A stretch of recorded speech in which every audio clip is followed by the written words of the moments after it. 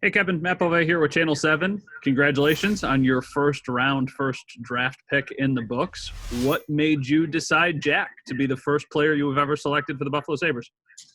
Uh, Jack's a Sabre. I mean, I just felt like the work that our staff did preparing was really important to understand his game. Not just, I mean, the goal scoring.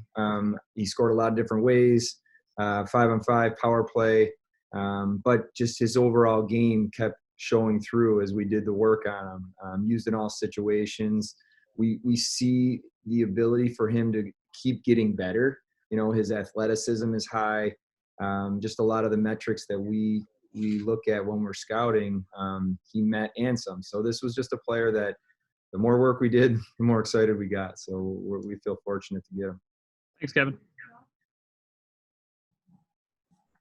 Hi, Kevin. It's Bill Hoppy. You had options at number 8. There were centers out there. Why did you feel you guys needed a winger this year? Yeah, I think I don't think, Bill, we felt like we needed a winger. I felt like we were looking for what we thought was going to be the best player projecting moving forward.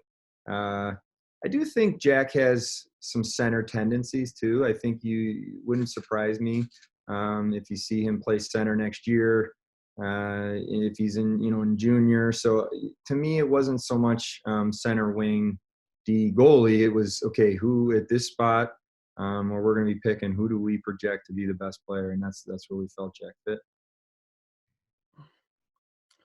Hi, Kevin. Lance Lysowski, Buffalo News. Congratulations on your first draft. When I look at Jack's career arc, it's pretty interesting. This is a kid who didn't take the route you usually see for top prospects. He got cut from AAA. He took sort of the hard road, and a lot of people call him a late bloomer. And he embraced a fourth-line role in Ottawa last year. I mean, those sort of, intangibles, is that something you really value considering your background, how you really carved out a role in the NHL, and just that work ethic and that approach that maybe you saw from him through the interviews and you really obtained the more knowledge you got on Jack? Yeah, 100%, Lance. I really, really dug in with our scouts as we went through this process and to understand his path.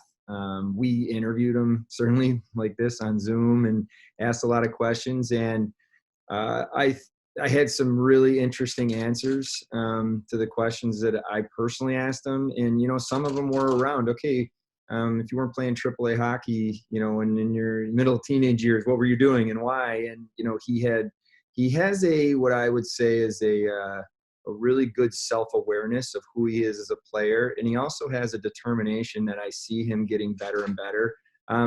He's got that growth mindset kind of mentality where you could just see it. He wants to get better. And he was upset when he was younger that he didn't feel that he was where he wanted to be as a hockey player. And then he started doing things to help him improve. And then, so to me, you see that trajectory and arc. And we're going to be excited to have our player development guys, now jump in and start doing work with him.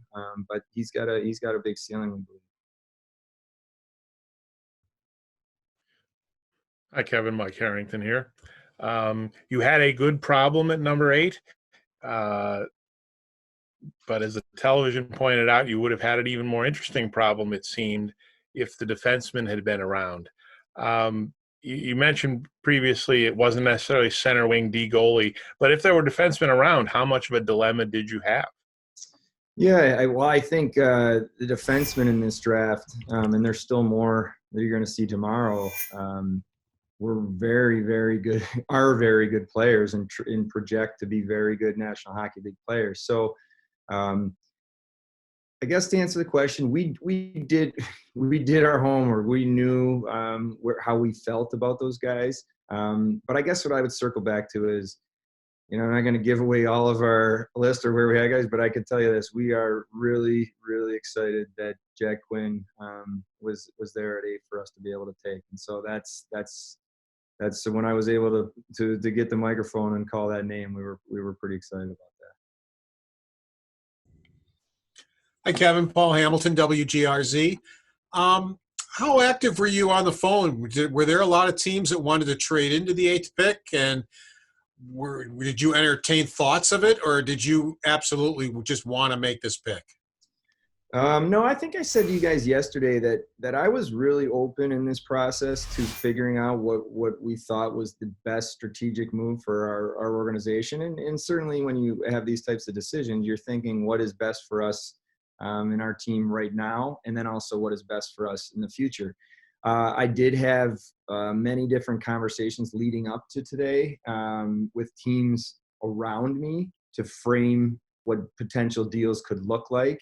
And then the way those types of things work is you kind of solidify what would each side would be willing to do. And then it's if the players, to see how this draft goes, and if the players are there, you maybe do it or you don't. So those were all conversations that we had.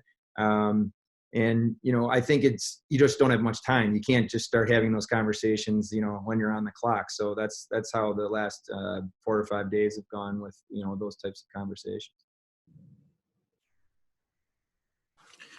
Hey, Kevin, John Vogel with The Athletic. You guys had talked about numbers are one thing, but the how and how they get those numbers was another. What were the hows that you really liked with Jack? Well, he scored a lot of different ways, which to me is interesting with a younger player, especially just to say, okay, well, what is their gift? What are they going to be able to be in the National Hockey League? So you're looking at what they do now, and then you're projecting to say, does the gift translate, and do they have other areas? He scores a lot of different ways, and his puck possession numbers, he has the puck a lot in his current, in the Ontario Hockey League. When this all happened in June with me and my role, we reevaluated everything. We put metrics around how we're going to evaluate players and certain thresholds that we had a standard on where players would have to meet to get into conversations. So I'm really proud of our scouting staff, because basically started from zero, then got the names of the players that fit, and then from there really put the work in around picks, and not just for 8, but for all our picks. That's what we've done. So he really came out well in all of those areas, and then the sitting and talking virtually, but not in person, but just having that feel and asking questions and trying to gauge the determination. And as you guys all know, it's great to have skill and it's great to have speed, but it's tough to play in this league, and you have to have a lot of heart and determination. And we all felt confident after talking to him that we got a good one.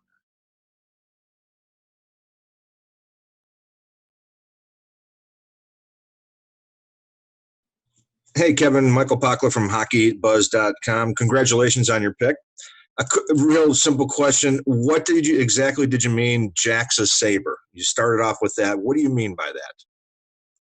Yeah, I think probably every organization, asks themselves that question, when you're about to make a pick or a trade, and you're looking for certain characteristics. You're looking for whether it's specific things on the ice they do, like how do they play their game? What is their process to get to the results? And so those are things that we look at. And then on what you're not talking about on the ice, you're talking about the competitiveness, the athleticism, some of the measurables. It's hard to measure, compete. It's a lot easier to understand what power and speed and some of those things. So just having some understanding around what those are really helps. So when you package it all together, felt that he's a Sabre.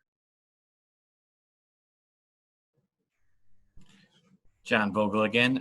Yesterday when we were talking, you mentioned that if we had been a few hours later, you might have an answer on the qualifying offer. So we're a little later. I figured I'd ask you about that. Yeah, we're going to make the decision tomorrow. And then I'm sure that we'll all be joining each other again. I don't know when am I doing this again? Maybe tomorrow at some point. But yeah, we're going to make that final decision tomorrow and put that out before the deadline, obviously.